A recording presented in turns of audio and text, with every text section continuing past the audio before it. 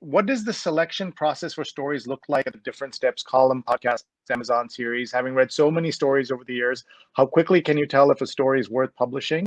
And what are signs that a story might do well on Modern Love? I should tell you there are various versions of this question, including people looking for tips on how to get into the column. So I know you hear this all the time. So if you can answer this and kind of give us some global thoughts on getting published. Yeah.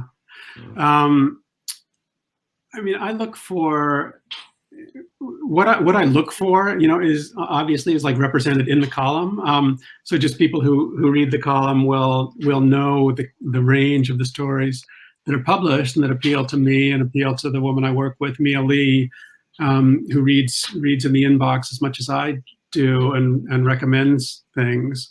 But in terms of how we go about that process when we have so much volume to get through and then have jobs where we're working on all these different projects, so we have less time to read than we used to, and certainly that I used to. Like that used to be a big percentage of my job was just reading, and now it's probably 10%. So with much more to get through. So I've kind of refined this art of skimming and looking for clues that a piece could work. And that can include, honestly, it's the same kind of process that people go through when they're sorting through media and what they want to read. And in that case, like a lot relies on a headline, or in a case of an email, a subject line. Like we are consuming media based on very little information. And at the Times, we have huge emphasis on headlines. We know that a headline and the summary that comes underneath the headline is really, and whatever art accompanies it is really all you get to snag a reader. So it's a similar process for us, honestly. Like we get an email, we get a name, we get a subject line, we get a little bit of biographical information if the person decides to provide it, and then we start reading. But the first clue, honestly, is that subject line. It didn't used to be this way because we used to just sort of read in order, and we still try to do that to some extent, but pieces will get taken because the email subject line was smart enough and intriguing enough and promising enough that then the essay delivered on that. That's certainly not always the case, but like an example, we ran a piece in the fall called "Please Lord, Let Him Be 27." And that was that writer's email subject line. And in skimming through the inbox, which, can have 1,500 emails in it or so at any one time, which is in our system is 15 pages of emails.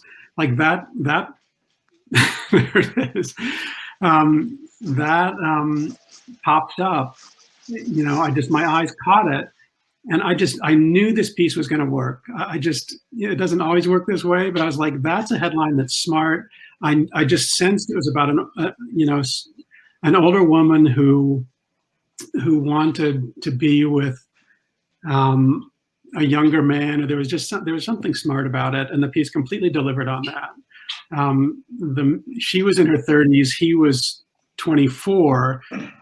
She figured if he was 27, that would be just old enough to make the relationship work. She thought 24 was going to be too young. They ended up making it work anyway. And honestly, this is like one of the less than 1% where the writer writes the headline. I just stuck with her headline because I thought it was so good.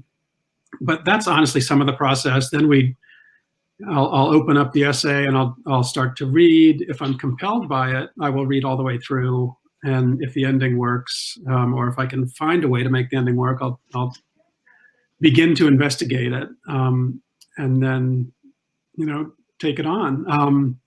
And if I'm reading at the beginning, that's not capturing my attention, then I'll start skipping around and just looking for anything that does, looking for sentences or paragraphs where it seems to come to life. And because often in these, these aren't pieces that just go in as they're submitted.